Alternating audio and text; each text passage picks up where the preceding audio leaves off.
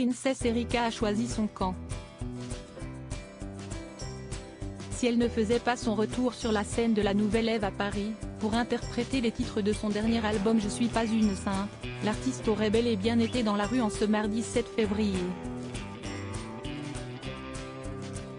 En effet, la chanteuse de 58 ans aurait aimé prendre part à cette nouvelle journée de mobilisation contre la réforme des retraites.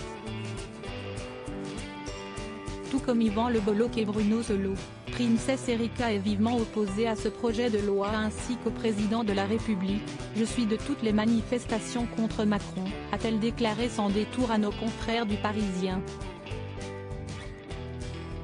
Si le chef de l'État n'est pas dans les petits papiers de l'interprète de Faut que je travaille, il en est tout autre pour Jean-Luc Mélenchon.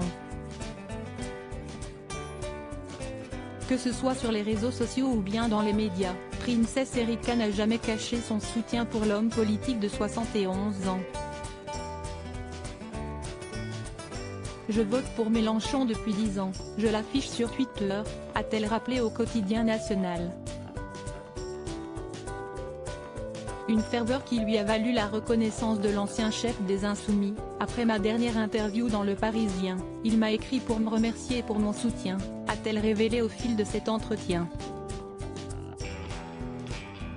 Et pour cause. Jean-Luc Mélenchon sait qu'il pourra toujours compter sur la comédienne.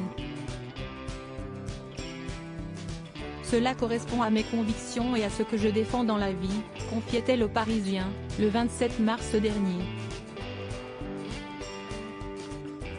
Supérieur à Jean-Luc Mélenchon, ces célébrités qui vont voter à gauche aux législatives et Princesse Erika aurait bien vu Jean-Luc Mélenchon au poste de Premier ministre, déçu de ne pas voir Jean-Luc Mélenchon devenir le nouveau locataire de l'Élysée. Princesse Erika le voyait bien prendre la place d'Elisabeth Borne à Matignon.